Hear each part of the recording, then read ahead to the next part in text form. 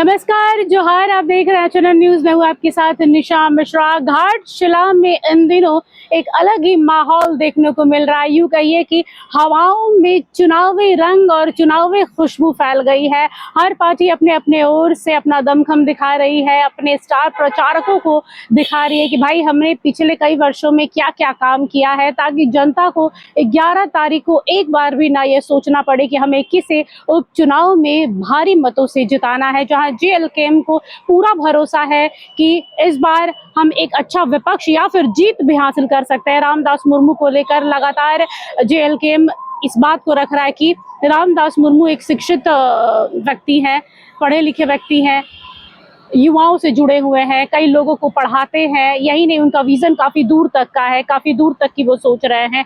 उनका ये है कि अगर जेएलकेएम वहां पर जीतती है तो स्वास्थ्य विभाग, शिक्षा विभाग के अलावा और जितने भी सड़क है, रोजगार है, इन सब मुद्दों पर जेएलकेएम जरूर सोचेगी। और इसी को लेकर देवेंद्र नाथ महतो हैं, जो सेंट्रल जेएलकेएम के सेंट्रल एडवाइजर हैं, और यही नहीं, वो घाटशिला उपचुनाव के संयोजक भी बनाए गए हैं। तो इसको लेकर वो लगातार घाटशिला में जगह जगह अपने प्रत्याशी रामदास मुर्मू के साथ वहां पहुंच रहे हैं और लोगों से अपील कर रहे हैं कि भाई रामदास मुर्मू को ये मौका दीजिए ताकि वो आपकी सेवा कर सके। और यही नहीं, वो ये भी कह रहे हैं कि भाई बाकी पार्टी आएंगी, आपको फिर से लुभावने वादे और दावे किए जाएंगे, लेकिन जैसे ही इलेक्शन खत्म होगा 14 तारीख को, अगर आप किसी को जिताते हैं तो वो फिर सारे वादे और दावे हवा में यूं उड़ जाते हैं, कुछ भी नहीं होता है। जैसे थम्स अप की बोतल हम खोलते हैं ना, तो फीस निकलता है, पूरा वो उबाल निकलता है और थोड़ी देर के बाद सब शांत हो जाता है। तो वैसे ही इस चुनाव के बाद जो नेताजी है लोग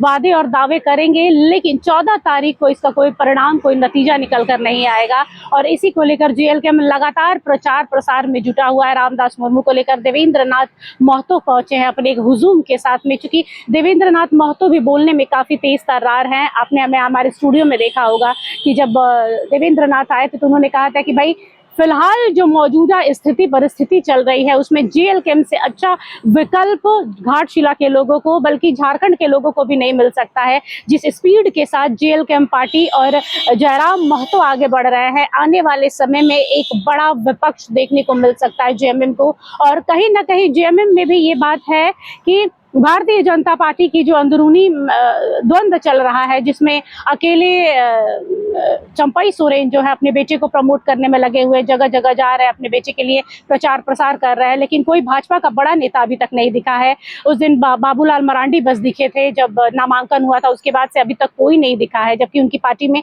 3 पूर्व सीएम रह चुके हैं। लेकिन इस वक्त यहाँ पर चंपई सोरेन अलग दिख रहा है, लेकिन जेएलकेएम में यूनिटी बहुत अच्छी से, यानी एकता दिख रही है। जहाँ नामांकन के दिन खुद जेएलकेएम के सुप्रीमो जयराम महतो आए थे, तो वही अभी यहाँ पर आप लगातार प्रचार प्रसार के लिए घाटशिला से जेएलकेएम के जो संयोजक है देवेंद्र नाथ महतो भी नजर आ रहे हैं। इन तस्वीरों में आप देख सकते हैं कैसे वो बात कर रहे हैं, लोगों को पहले पूछ रहे हैं, क्योंकि उन्हें पता है कि एसटी बेल्ट है, यहाँ पर आदिवासी ज्यादा है, शायद हिंदी समझने में प्रॉब्लम हो, तो पहले पूछ रहे हैं भाई आप लोग को हिंदी तो आती है, और उसके बाद वो अपना वक्तव्य उनके सामने रख रहे हैं। एक ही मोटो है कि भाई भारी मतों से रामदास मुर्मू को जिताइए, ताकि सुरक्षा, शिक्षा, स्वास्थ्य ये सब दुरुस्त हो सके।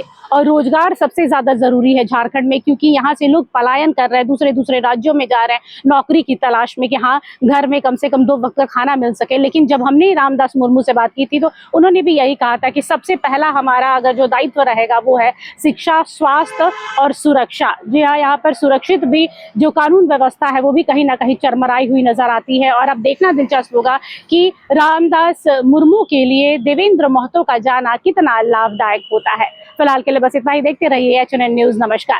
अगर आपको हमारा ये वीडियो अच्छा लगा तो इसे लाइक करें, शेयर करें और हाँ, सब्सक्राइब करना ना भूलें।